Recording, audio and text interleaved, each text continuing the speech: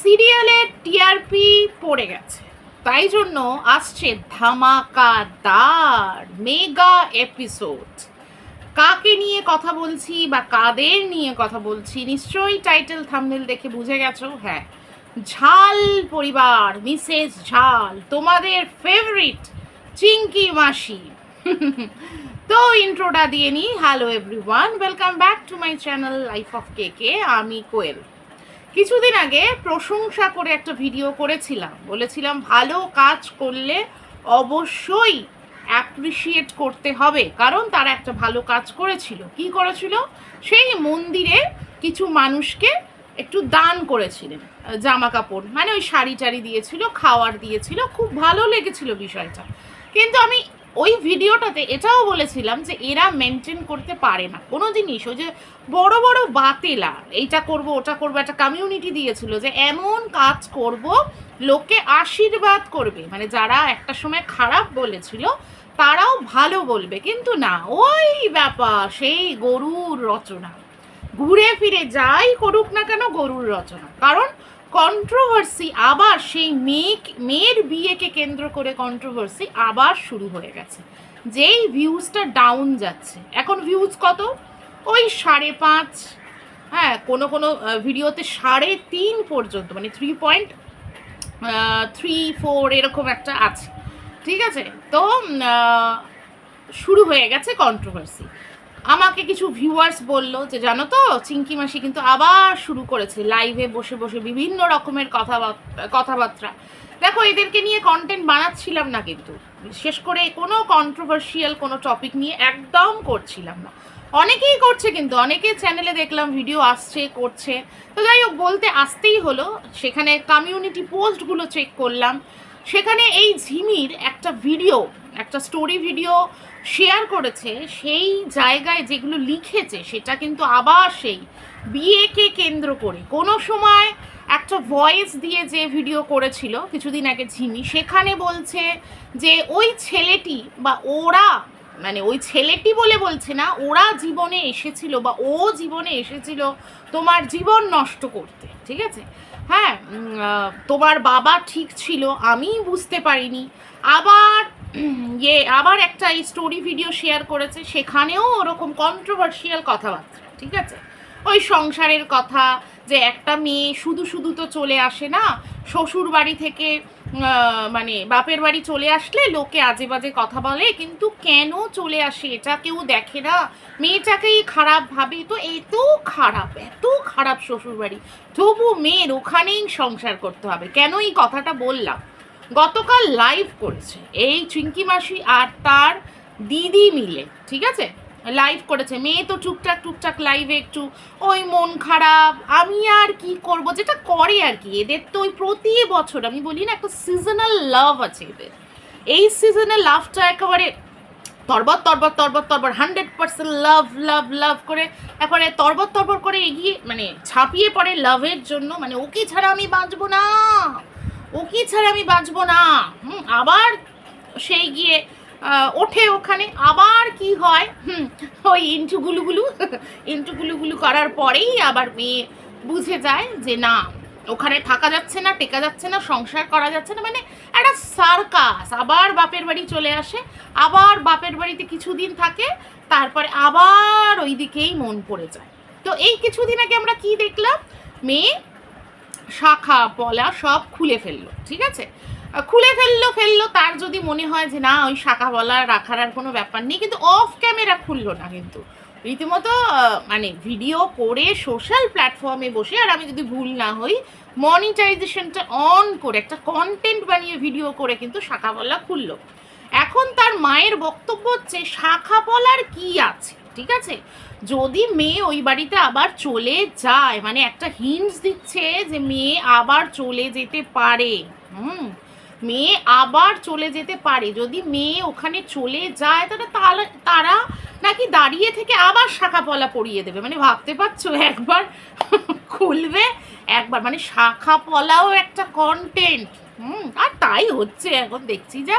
তাই হচ্ছে। আমি এটা কিন্তু বলছি না যে শাখা পলা পরাটা একটা মাস্ট, পড়তেই হবে, কিন্তু বিষয় হচ্ছে এদের সব কিছু অতিরঞ্জিত, যখন পড়ে তখন উড়ে বাবা মাথার এখান থেকে শুরু করে এই অবধি সিঁদুর, এবারে গলায়, আমি তো বলেছি এবার যখন ফিরে যাবি, আবার যখন একটা হালকা হাওয়া দিচ্ছে, আমি আগেও বলেছি, হ্যাঁ, তাহলে নাকের ডগাতেও পড়তে ছাড়িস, এইখানে ভর্তি, এইখানে এরকম দুটো করে টিপ পড়িস, নাকের ডগায় পড়িস, কানের এই লতিতে পড়িস, আর গলাতেও পড়িস, কারণ সব কিছুই এদের অতিরঞ্জিত, ঠিক আছে? সিঁদুর পড়বে মানে মানে এইখান থেকে এই অবধি, তারপরে শাখা পলা পরে একবারে সেটাও রিলস করে এত নেকামো করবে, মানে ওই পতিব্রতা স্ত্রী, আবার সেটাকে খুলতেও ছাড়বে না, সেটাও আবার ভিডিও করে। তো যাই হোক, শাখা বলার ব্যাপারটা তো হলো। এখন যেটা বুঝতে পারছি লাইভে, এই মাসি আর চিঙ্কি মাসির বক্তব্য, এরা কিছুদিন আগে ভাবো যে বলল যে ডিভোর্সটা যদি করতে হয়, মানে ওই মালপত্র কি আছে সেগুলো নিয়ে আসতে হবে, কি কি জিনিস, সেটাও কিন্তু ভিডিওতে বলে দিল যে মিউচুয়ালি করে যদি মানে নিয়ে আসার ব্যাপারটা হয় তাহলে ভালো হয়, মানে জিনিসগুলো যদি ওদের জিনিসগুলো ফেরত পেয়ে যায় তাহলে খুব ভালো হয়, আর আদারওয়াইজ কোর্টের মাধ্যমে যদি পেতে হয় তাহলে কিন্তু বাজে হবে বিষয়টা, এরকম কিন্তু একটা ভিডিও করে পর্যন্ত বলেছিল। কালকে বলছে দেখো যে ওই ফ্রিজ, কিছু কিছু ভিউয়ার্স বলছিল যে ফ্রিজটা কবে নিয়ে আসবে, ঠিক আছে? তাতে বলল কি, ফ্রিজ কেন আমরা নিয়ে আসবো, ওই ফ্রিজের জলই নাকি তার মেয়ে খাবে।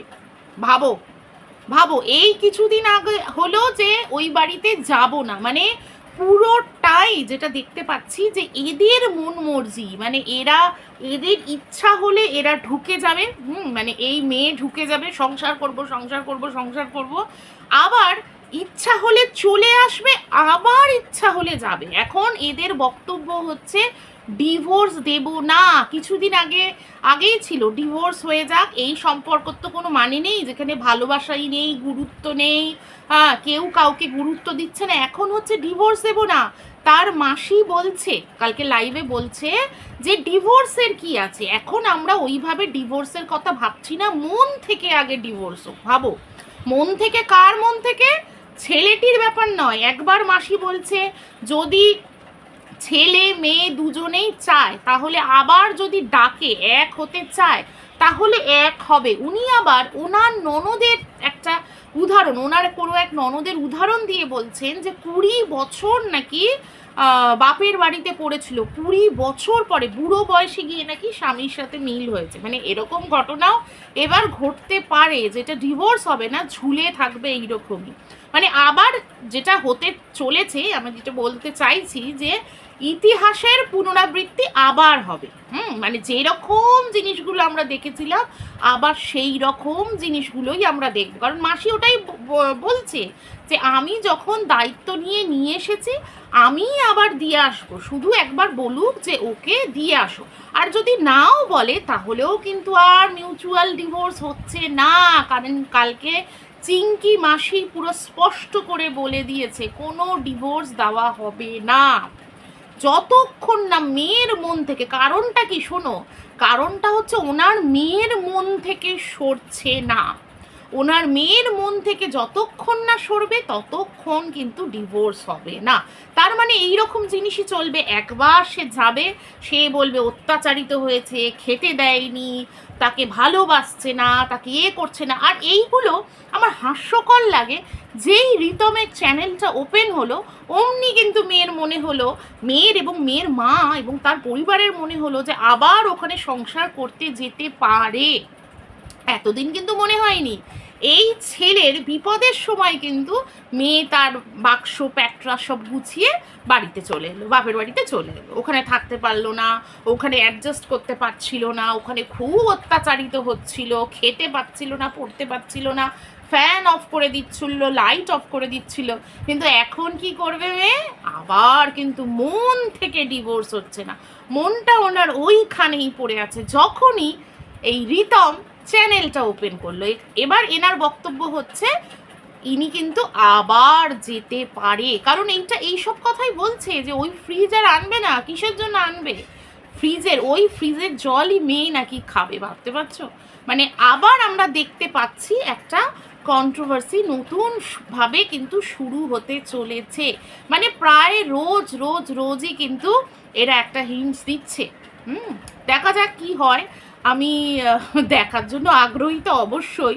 হ্যাঁ, বিরক্ত লাগে, এটা ঠিক কথাই, কারণ একই জিনিস বারবার হ্যাঁ, ভিউয়ার্সরাও বিরক্ত হয়, কিন্তু এরা সত্যি শুধরাবার তো নয়, কন্ট্রোভার্সি এদের করতেই হবে, আর সেটা মেয়ের এই বিয়ে কেন্দ্র করেই কিন্তু করতে হবে।